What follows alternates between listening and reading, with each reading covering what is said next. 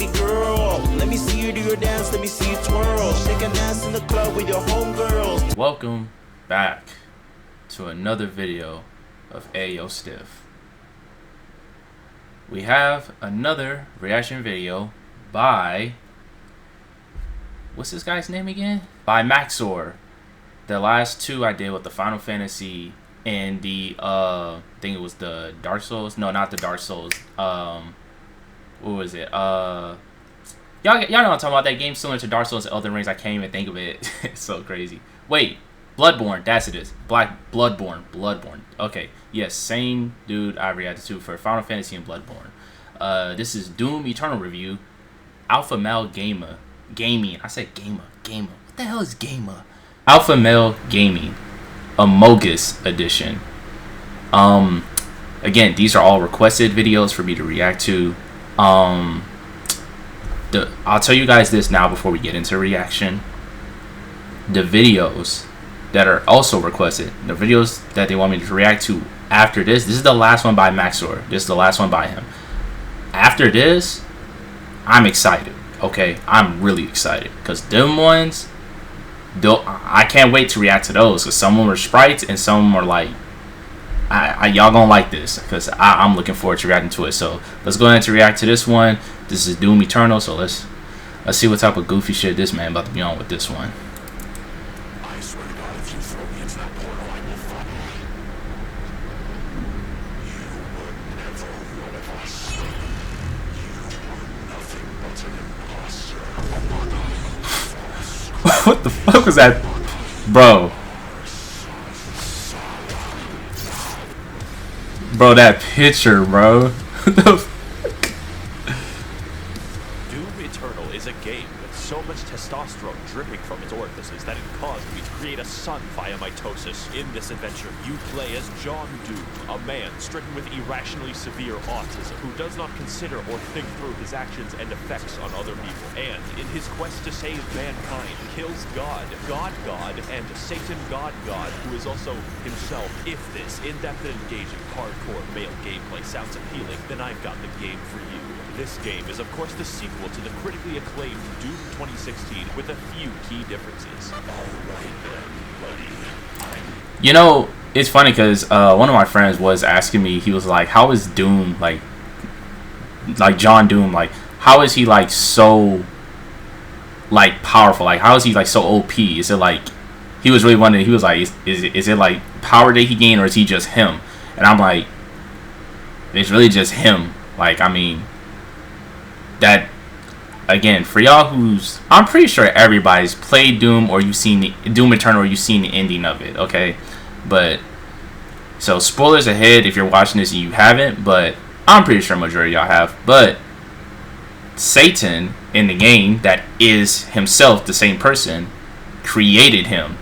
So if Satan's the most powerful and he created him just like him, don't you think he'd be strongest to shit too for no odd reason? So that kind of really sums up why he's him.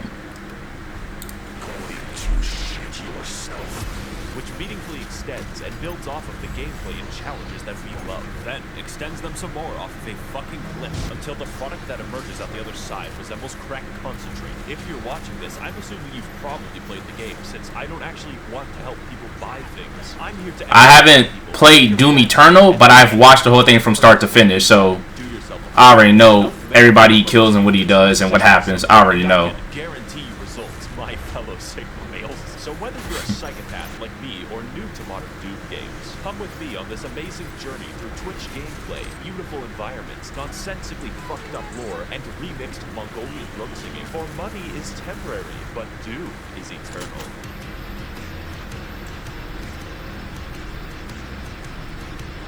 I would say that Doom Eternal's gameplay is quite unique, and not for the reasons that you would think. And not only that, Doom Eternal is we just got a brand new Doom just recently, like a few months ago, right?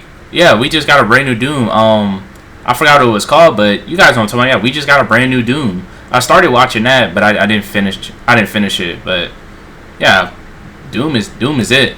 Not W as a game. Directly into a single, robust, multifaceted, multinational, and unilaterally combat system from which the entire entire game is built around. But Maxor, I hear you thinking, that's every game ever. Yes, every good game ever. If I, for instance, became 12 and booted up GTA 5, I would be That Among Us. unfun activities. Doom's design is focused harder than the average Persona fan on his local playground, and that is special. You will play the game in the way that is fun, or you will lose. So as good as 2016 was, a Polygon journalist could beat the first half, and that's unacceptable, because yes, it is actually unfun to play games after having a lobotomy. In other games, I get to choose between things like stealth, vehicles, or outright combat, yet Doom Eternal asks the question, why not force you to use every mechanic all the time without stopping? In a world where AAA studios try to pander to everyone, it's refreshing to have a game that sets out to do one thing the best, and actually have developers who give a shit about linear design and gameplay. And the main component of that gameplay is the arsenal, because John Doom uses every weapon throughout the game. The first shotgun is used in the last level, and the last level is used by the first shotgun. When you get an upgrade, it isn't a replacement, it's a genuine addition to your arsenal. Every one of them has specific uses, and yet these don't interfere at all. They enhance. How do I kill an enemy? Well, shoot his hands off, fire a rocket, fire a ballista, fire flame, freeze him, fire on his freezing throw, shotgun, brain aneurysm, just as important. Yeah, that's literally the mechanism of Doom.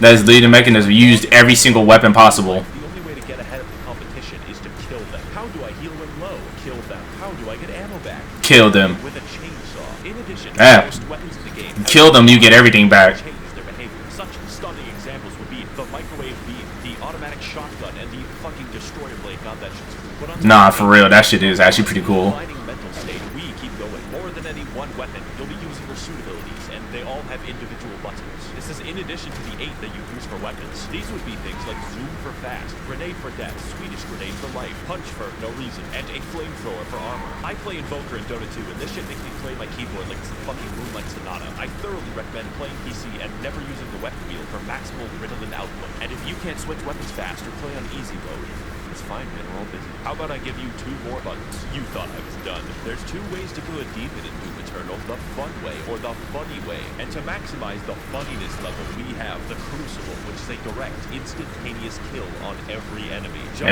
area boss, dead. Previous area boss, dead. The final boss, fuck him. Now I hear you thinking, Josh, that sounds pretty strong. Oh boy. Fuck him.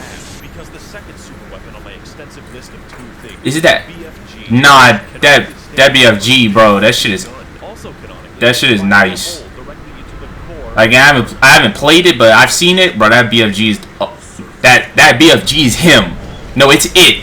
It's I it. could kill an enemy the long way, or I could kill him and his dog faster than the ATF in Waco. It clears out everything you can see instantly. I am so thankful the game limits how many times you can do this. Now, I understand that at first this may seem complicated, but that just isn't true, because the entire game is effectively a tutorial for hard mode. And because you're always learning as you play, it never feels stale. Doom even lets you choose what stats and runes to upgrade. I spec entirely into mobility and ammo, making my character a flimsy, crack-addled spider monkey. As a side note, we should release dozens or possibly hundreds of macaques into New York City. They can survive there. Why does Thailand get to keep all of the good monkeys? So what more is there to learn about Doom Eternal? Well, have you ever given thought to the various unwashed baboons that I'm fighting? The answer may shock you. Those are the...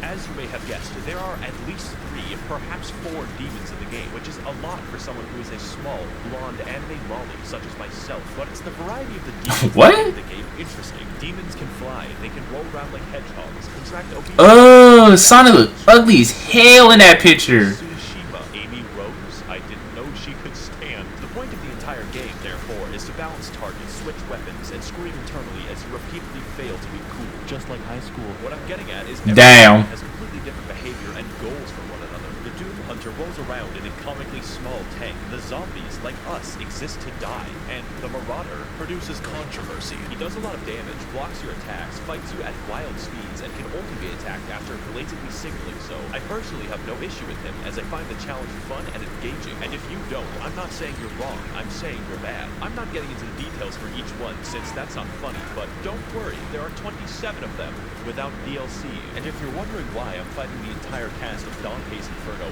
you're actually the minority. This game tries at every moment to make exposition collectible. Why is there just a fucking big spear in the planet, and why is heaven comprised entirely of moth people? It feels like one guy wrote the events of the game and another guy invented LSD just to write the backstory. So I'm going to combine both of them into a single, accurate interpretation of the Doom lore. If I say something objectionable, just pretend that it's right.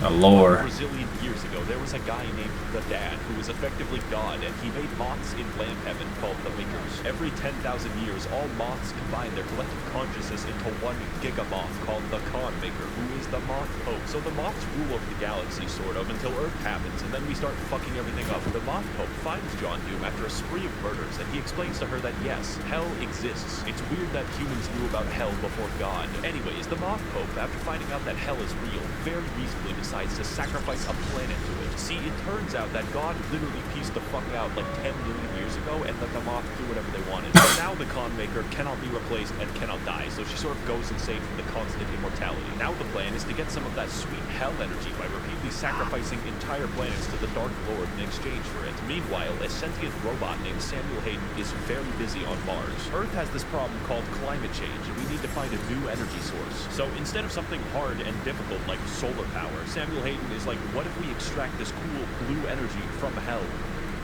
Also, it's on Mars.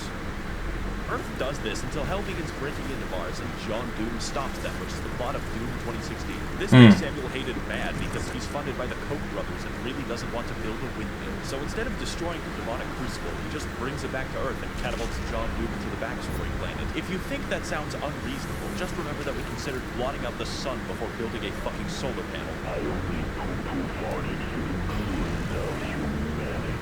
Unsurprisingly, demons invade to recycle Earth into blue energy for the Moth Pope, so John Doom has to fight both Catholics and hell. And as you go through the game, you might notice that it just brings up random shit at will. Like, oh sorry, the Soul Factory is being held there by two gigantic titans. And it's like, okay, I guess Attack on Titan is real now.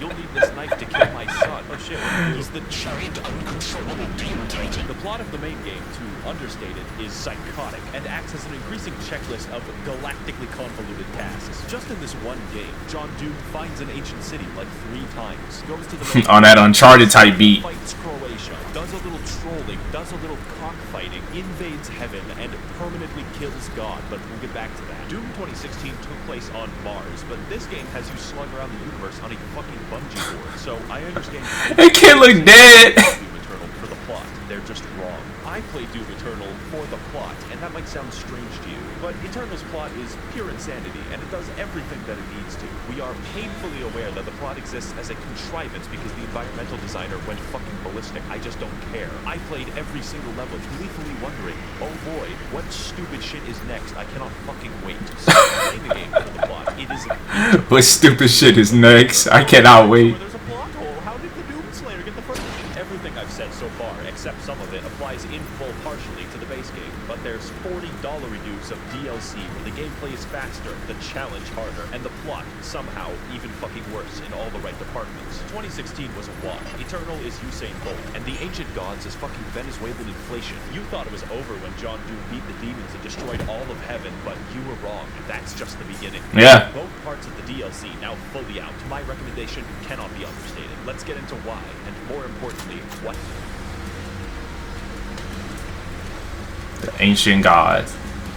This section of the video is going to be different, far more structural, and aligned with the plot of the DLC. Because the gameplay isn't what's new about the product, it's the challenge and the story. I originally wrote an entire script for this and then trashed it because it doesn't truly communicate how this DLC drove me to insanity, and I hard code by simping for 2D with it. I will tell you if there's a very big gameplay change, but the point of the DLC is more of what's amazing. If you like Doom Eternal, you will like the DLC. Period. Okay, so Samuel Hayden, you might know him for his various appearances in political YouTube debates advocating for carbon positivity. It turns out that he's not a robot, he's a fucking angel. Also, John Doom's Alexa is God. That's not a joke or exaggeration. His name is Vega, and he's the physical remnant of God's consciousness in AI form. So Samuel, now a fucking divine being, wants you to revive him since both God and Satan are trapped in volleyballs. At this point, the video can't count as spoilers because it makes no fucking sense. The first DLC is essentially trolling because you kill God. Why? Well, obviously to revive Satan, exclusively so you can fight him. What could go wrong? Of particular note here on the gameplay side is the final boss, who is Samuel Hayden, because holy shit, this fight is hard. Also, the premise is ridiculous, and my enjoyment of the game is hurt by neither. Every aspect of this is speedy, fun, and everything else I've already said about the game in general. And when you finally beat Samuel and revive the Dark Lord, it turns out he's you. Yeah. Yeah. The only thing in the world that could possibly kill John Doom himself. What's that saying? The only thing they fear is you.